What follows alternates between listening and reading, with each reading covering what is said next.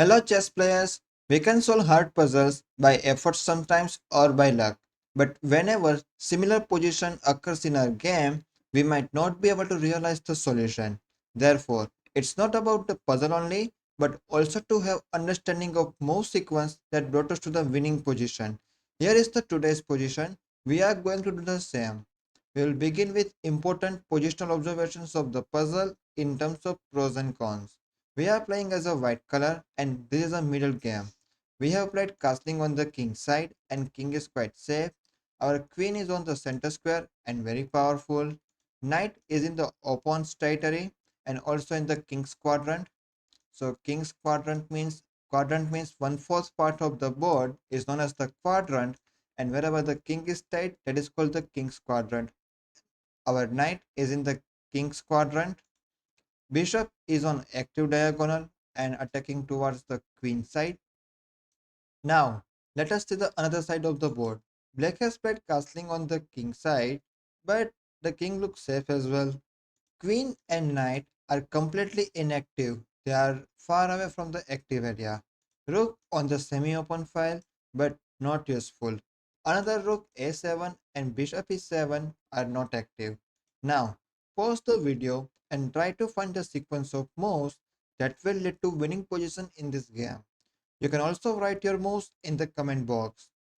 Alright, if you found Queen a8, outstanding move. We are offering a queen for free. Why?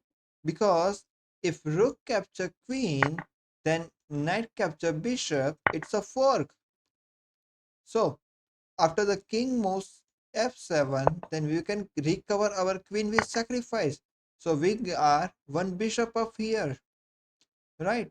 In case after queen a8 brilliant move, if opponent is not accepting a queen sacrifice and playing rook b7 defending a knight, still we can play knight capture bishop 4, rook has to capture back, and then we can winning this knight. So overall we are one bishop up. Now you see, it's very easy to solve any position if we observe the board properly using the technique positional observation. We have solved this tricky position and we might be able to recreate similar position during our game. Now, let us understand the steps that brought us to this winning position. Therefore, let's begin from the starting. Game started with pawn d4, knight f6, Indian defense, pawn c4, controlling center squares, pawn e6, opening the bishop and controlling the center square d5, knight c3, developing our minor piece and controlling center squares, pawn d5, controlling the center and attacking our pawn. So now this opening is transformed into Queen's Gambit decline. Bishop g5, developing another minor piece in the opponent's area, pinning the knight. Bishop e7, relieving the pin and preparing for the kingside castling. Pawn e3, defending on center square d4 and opening our bishop, castling to increase the king safety. Rook c1, getting rook on the c file to open it in future. Pawn h6, attacking our bishop. Bishop h4, saving our bishop. Pawn c6, controlling on the center square d5. Knight f3, developing another minor piece and controlling center squares. Knight bd7, not only controlling the center square but also preparing knight b6 or maybe knight back up to f6. Bishop d3, preparing for kingside castling. Pawn takes pawn, bishop capture back, knight d5. So here opponent is taking an initiative to attack us. So this queen and bishop battery attacking our bishop on h4 where we have only one backup. And opponent has placed the knight on the center square. So here bishop g3 defending our bishop, knight capture knight, pawn capture back, maintaining the pawn chain, pawn c5. Here opponent has started attack on the queen side, offering a pawn so that our pawn chain will be damaged. But we should not do this. Rather, we have to complete the opening part first, castling, to increase the king safety. Pawn b6, preparing bishop g7, pawn d5, and here we are taking an initiative to open the game. So once we open the center squares, then we would be able to place our more pieces in the opponent's area. Knight b8 is a bad move. Opponent is not doing any activity. Rather, black should have played knight f6.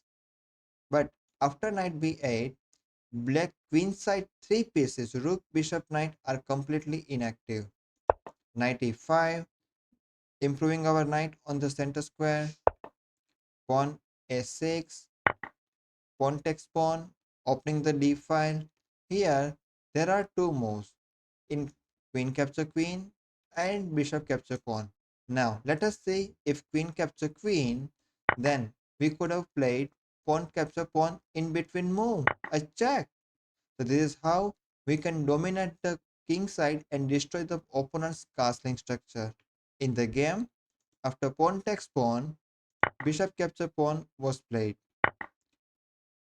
Bishop capture bishop, pawn capture back, queen g4, developing our queen on the king side, attacking on e6, attacking on g7, queen c8, defending upon queen e4, placing our queen on the center square, attacking on a hanging piece rook, rook s7, knight g6, a novelty, setting our knight in the opponent's area and more deeper in the king's territory.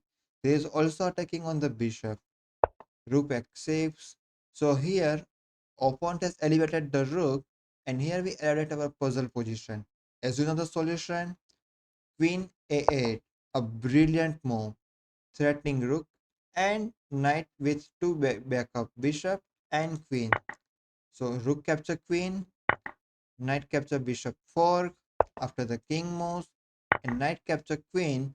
We are winning a piece here, and now black resign a game. So this is how white won this game. Remember that our aim is not to keep all the moves in our mind, but understanding of piece placement and coordination are important. I have shared PGN file in the description box. Now, let me show you the position for our next video. So, here is the position for our next video. We will be playing as a white and we will discuss entire thing in detail with the solution and some key insights. I hope you have learned something new today. Check out my other videos and comment your feedback. Stay tuned for the next video. Thanks for watching.